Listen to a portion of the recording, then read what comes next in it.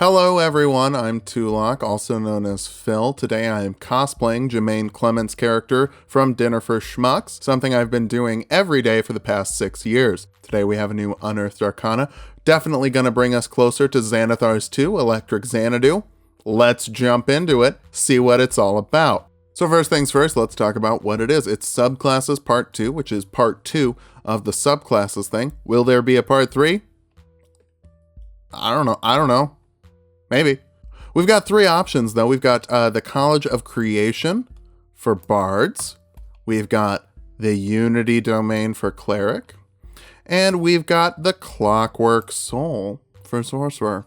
Let's start off with the Bard because it's at the top. So, College of Creation. This is all about creating physical songs. Making them literal. I'm not totally sure what character that would be for. Kind of scrolling through it might be useful for like Kubo, but I'd probably do something else for Kubo.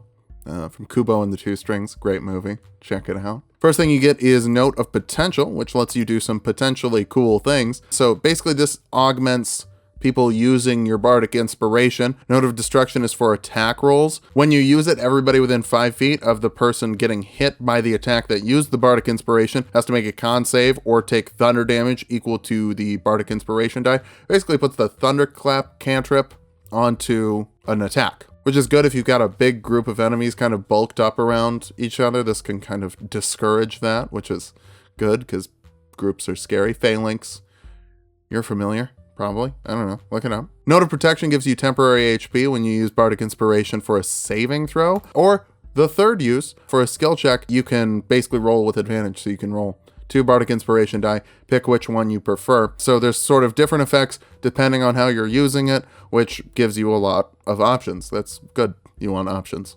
Next thing you get is Animating Performance, which brings an object of large or smaller that isn't magical to life. It's got this stat block here, which is pretty cool. 16 armor class, 40 feet of movement speed. It's fast, pretty strong, actually, with an 18 strength. I can slam stuff to deal 1d10 plus your charisma modifier and force damage. So kind of like Spiritual Weapon, but a little bit more. It gets to dodge as a bonus action after it makes an attack, which makes it harder to hurt. It's got decent HP. It's the dancing item's constitution modifier plus your charisma modifier plus 5 times your level in class. So you get this at 6th level. So the standard amount of HP it should have is about 33 plus your charisma modifier when you first summon it. That's good. It's going to hang out for a while. This is like a be our guest kind of thing. You can just make a wardrobe attack someone and jump on someone and probably kill them.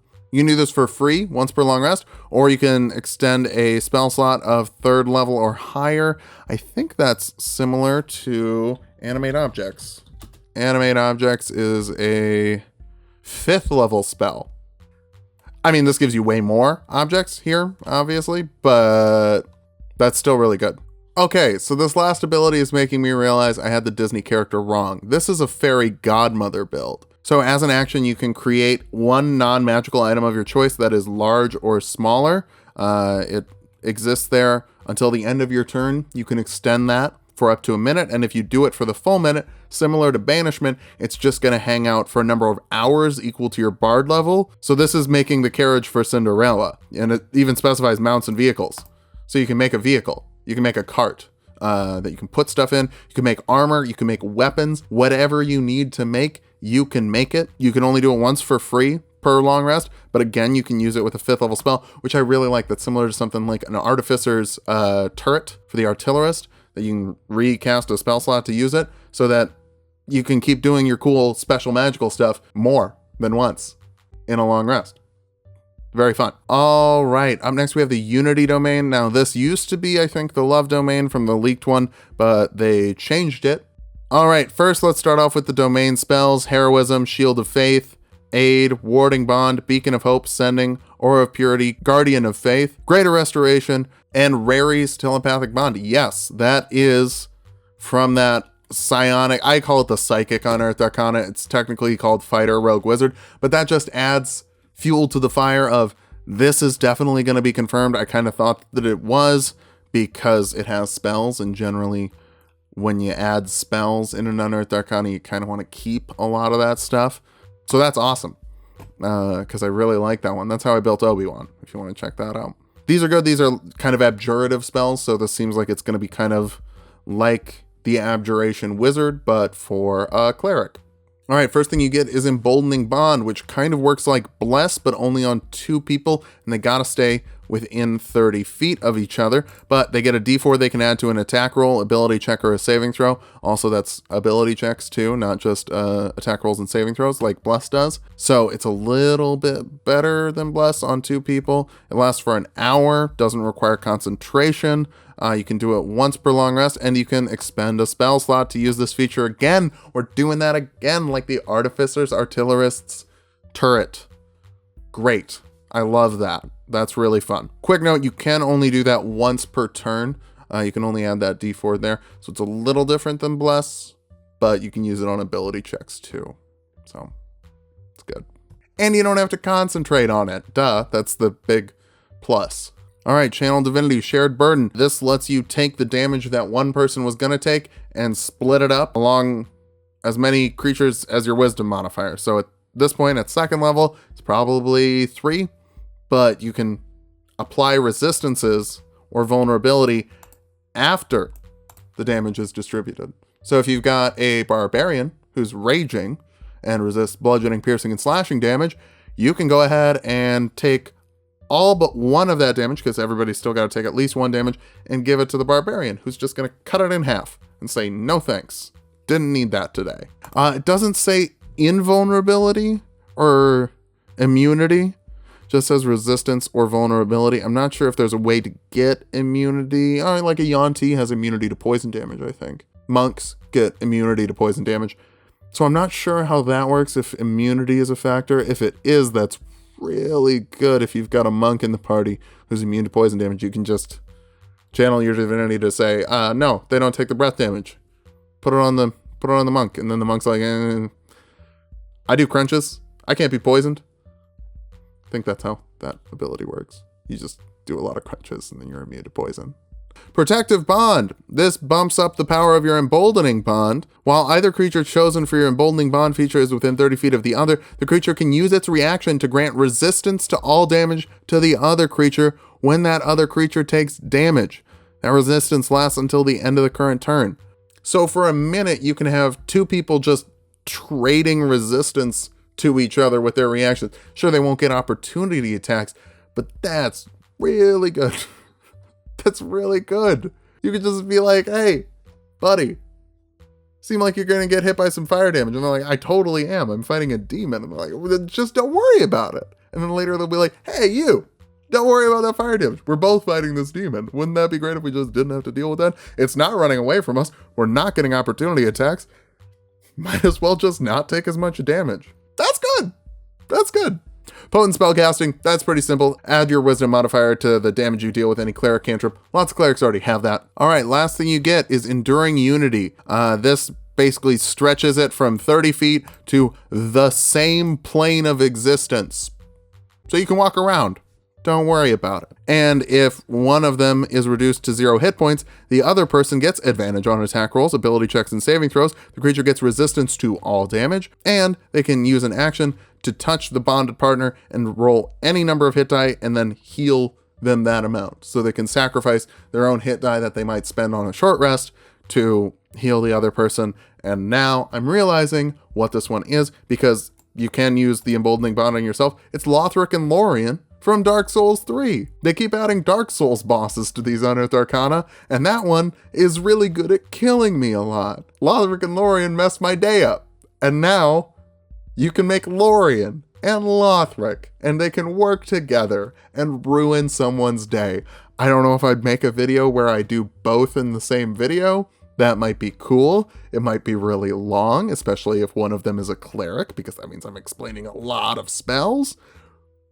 But Lothric and Lorien is what I'm thinking for this Unity Domain Cleric. Also, just magnifique job on changing this from the Love Domain Cleric, because they fixed this up in like 2 days. And it's really cool. It's really strong. It might be a little too strong, I think, but it's really good.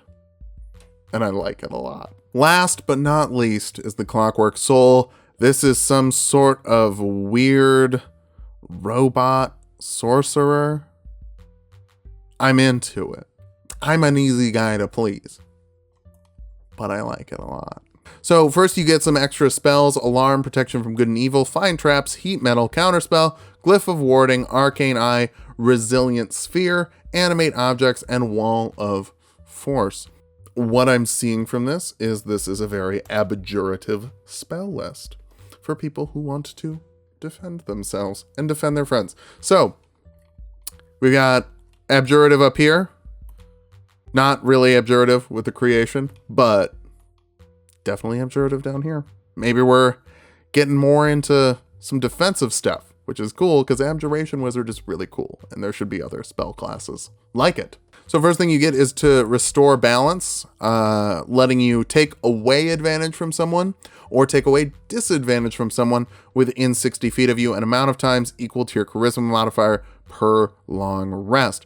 Now this can't be used to give someone advantage or to give someone disadvantage, but it can be used to make it a little bit better so that your fighter's not rolling with disadvantage because someone shot some acid in his eyes or something like that.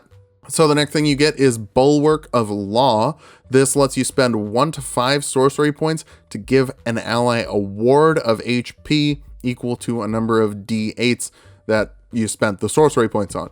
So if you spent 5, they have 5d8. If you spent 1, they have 1d8, like that. And then when they take damage, they can use their reaction to roll those dice and reduce the damage by that. Again, this is very similar to the Abjuration Wizard ward that just soaks up damage. It's not called temporary HP, which means you can still have temporary HP on top of it, which is nice. All right, you get Trance of Order at the 14th level, which lets you get really good at clock stuff. Apparently that translates into nobody gets advantage on you when they're attacking you. And whenever you make an attack roll, ability check, or saving throw, you can treat a 9 or lower as a 10.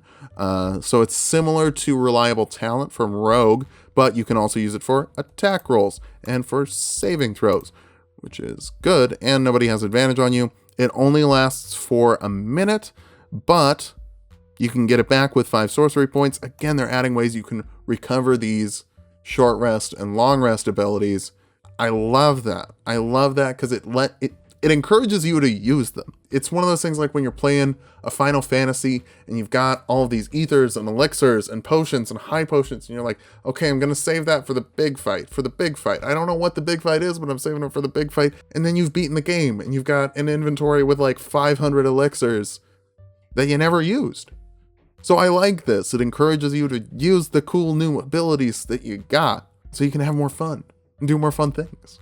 All right, last thing you get is the Clockwork Cavalcade. This summons a bunch of tiny robots to fix things for you in a 30-foot cube. They work very, very fast. As an action, they'll restore up to 100 hit points divided among any number of creatures inside that 30-foot cube you choose. Any damaged objects entirely in the cube are repaired. So if it's like a 20-foot bridge that you need fixed, done. And every spell of 6th level or lower ends on creatures and objects of your choice in the cube. So if you've got someone in the spell who's like hit by slow or something else unpleasant, there's plenty of other spells. Slow's the only one that's coming into my mind right now. You can also use this once per long rest or until you expend 7 sorcery points, which means that you have 3 uses of it per day if you don't care about using your sorcery points for anything else. This is very good. It makes you a healer. It makes you a healer really late in the game, and you've only basically got 3 spell slots worth of it, but it's a massive amount of healing. It's 100 hit points that you can dole out as an action. Just be like, you. Not you. You. So this is all about balance and stuff like that, which makes me want to make Thanos jokes. I did snap earlier in the video. You can just snap and things happen. It's not what I would use for a Thanos. I think I'd probably go with wild magic just to get a crazy amount of stuff from the Infinity Stones. This could be used for like nanites from Big Hero 6. So if you wanted to do like a hero build from Big Hero 6, because someone else is playing Baymax, that should be its own character, this would be kind of fun. You'd get a bunch of little micro machines that come in and do stuff for you. I mean, you could reflavor a lot of this to be tiny little robots doing your work for you. And then Animate Objects, I mean, there's that. I would say Hero's the best example I could think of. Maybe you can think of more. Leave them in the comments. What would you use these builds for? Are you excited for a Xanathar's 2 Electric Xanadu? Let me know. So, overall, what of these is the strongest? What of these is the weakest? If you care about that, I would say this Unity domain is probably the strongest in here. The Bard and Sorcerer, they're both fun. You can do some stuff with them. This buff to all of your Bardic Inspiration die here with Note of Potential, that's huge. And just having a little buddy that runs around and smashes stuff for you, also pretty huge, because then you don't have to do things yourself. You can just send in a dresser like that I've got all those pillows stacked on. You could do that. That could be how you fight things after the 6th level.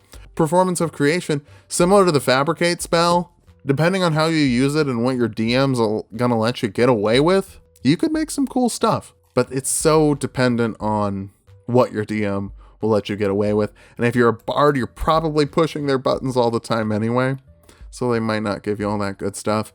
Clockwork, this is pretty standard sorcerer. This is a pretty standard power level for a sorcerer. I don't think it's giving you anything busted. None of the sorcerer types really do. I think Divine Soul is probably the best just because you have such a big spell list then, and you get the flight later.